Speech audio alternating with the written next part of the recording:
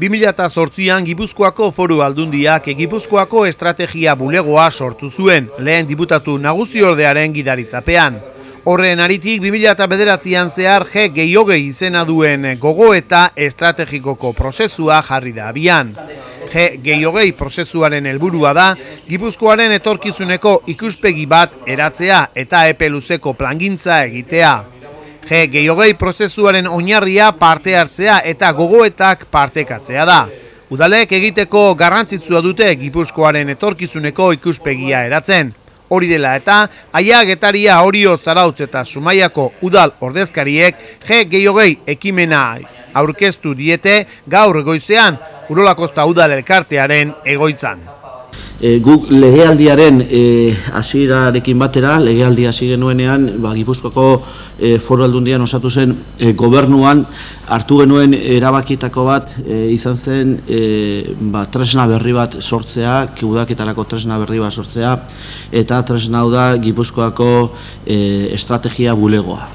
Lehenengo aldiz, sortu zen propio estrategia bulego bat Gipuzkoako Foru Aldundiaren baitan. Horrek ez du esan nahi, lehen ere etzenik egon Foru Aldundian hainbat ahalegin eta ez soilik ahaleginak, hainbat ariketa gogoeta estrategikorako, besteak beste hor dago Jose Ramon Beloki diputatu zela egin zen plan estrategikoa, baina orain propio estrategi bulego bat sortzea erabaki genuen legealdiaren hasierarekin batera, eta estrategia bulegori sartu genuenean, Aitor Aranguren izendatu genuen bulegortako zuzendari.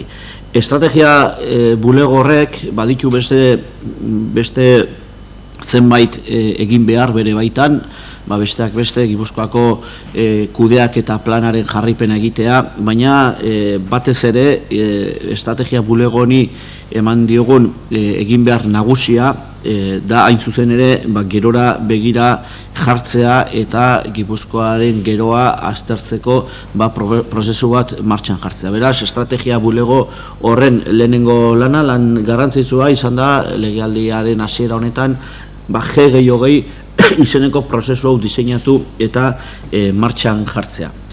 Hori izan zen, hain zuzen ere, egin genuen lehenengo gauza, eta lehenengo hilabetetan gu murgilduta egon gara G-20 prozesu hau diseinatzen eta martxan jartzen. G-20 prozesua gerora begira, Gipuzkoaren geroa aztertzeko eta Gipuzkoako geroaren inguruan gogoetak eta erabakiak hartzeko prozesu bada, eta guk 20 hilabeteko prozesu bat diseinatu genuen eta martxan jartzen ari gara, naiz eta azkenean gauza hauetan beti gertatzen den bezala, edo gehienetan pixka luzatu egiten diren, eta 20 hilabeteak azkenean 21, 22, edo gehienez 23, baina nik uste dut bihurtuko direla, eta printzipioz 2009ko abenduan bukatzea nahi genuen hau, onartu beharko dugu, agian 2010ko otsaile arte edo iraungo duela prozesunek. Lehenengo fasea, eta hau, lau fasetan oinarritutako prozesu bat da, izaten ari da.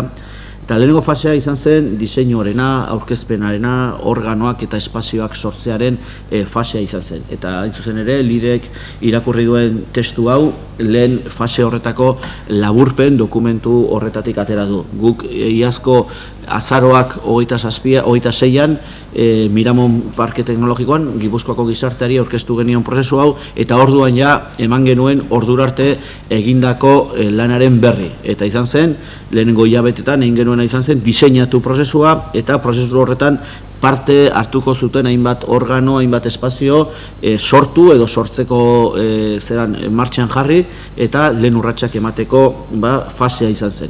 0 fasea izenekoa, eta berriz diot, 0 fase horren laburpena, hemen 0 dokumentuan, G-20 prozesuko 0 dokumentuan eman genuen horren berri.